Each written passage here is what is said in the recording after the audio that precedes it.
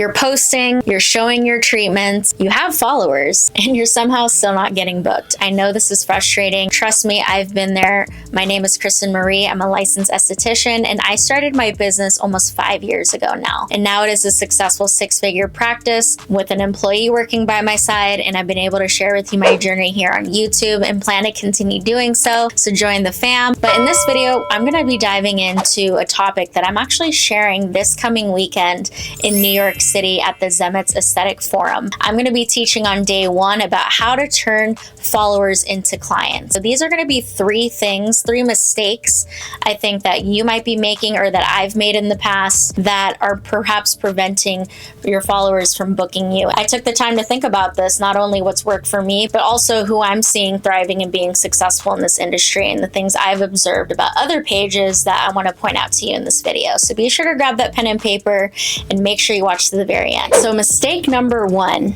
is I believe that a lot of you are not showing your face enough. And I know I've struggled with this in the past as well. And I know it can be a little daunting to show your face on your page. Another mistake I feel like is very common is people not even putting where they're located or their names. So if already you're not doing that on your page, I definitely recommend that you put your face on your page, whether that is changing your profile picture or just posting more with you in it. Now, does that mean that you need to sit down and talk to the camera like I am? No, it just means that you should be filming either just clips of yourself working or sharing your own results. I think that's a very powerful thing, especially when you're just getting started and maybe you don't have clients who have results just yet. You can be working on your own results and getting excited and sharing about that as well. Again, I'm going to be diving a bit more into all of this at the Zemetz Aesthetic Forum this coming weekend. I'm so excited. I've been preparing for that and editing my presentation, but this is going to be such valuable information. Don't worry if you're not able to attend that. I am going to be touching on this in my September Master Your Solo Practice series that we're holding here in the Bay Area, California, coming up in September, alongside my colleague Kristen D. She's doing a Brazilian masterclass. So if that interests you, go ahead and check out the links below in my description. But day 1 is when we're going to be doing a social media workshop where I'm going to actually have you practice hands-on and watch me create a reel and see kind of what goes into it.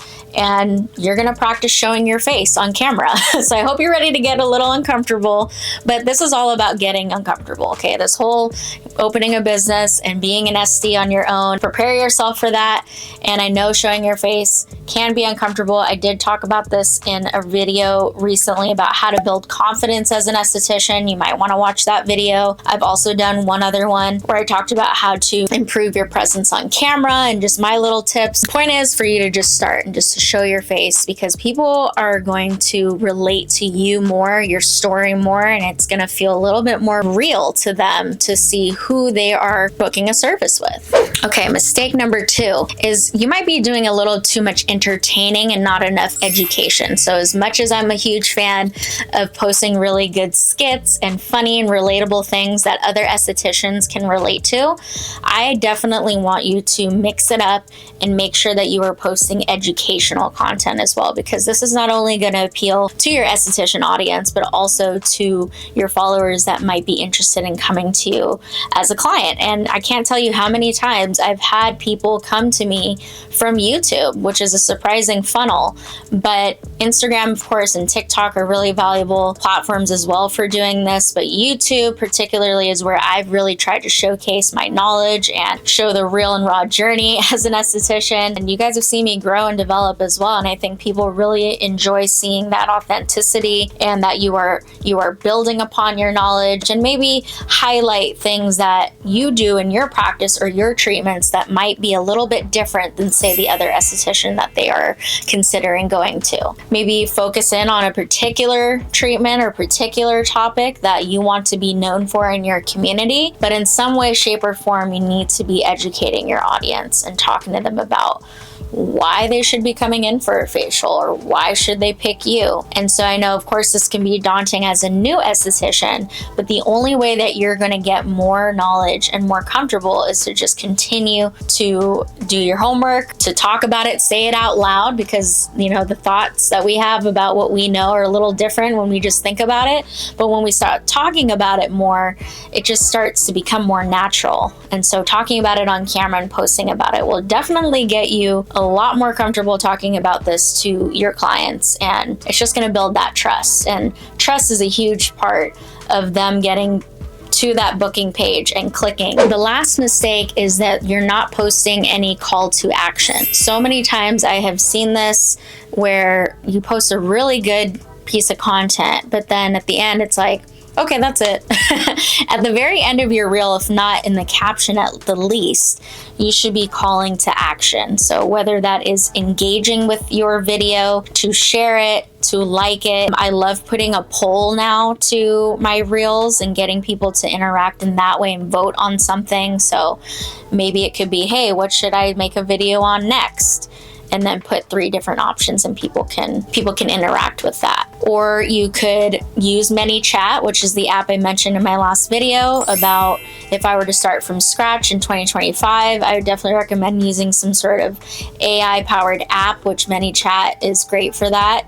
You have people comment on your video and it just automatically sends them a link to your booking site or whatever it is that you are trying to market. And then that way it's a lot easier. You want to make it really easy for your client. That's a whole other topic in itself. But you want to give people a call to action. So if booking with you is that call to action, you need to be putting that in your video. Now, I know there can be some debates about whether or not the way you should word it this way or that way. Of course, you don't want to come across too pushy or too desperate, but you do want to give them a reason to book with you and to give them that instruction. People like to be told what to do.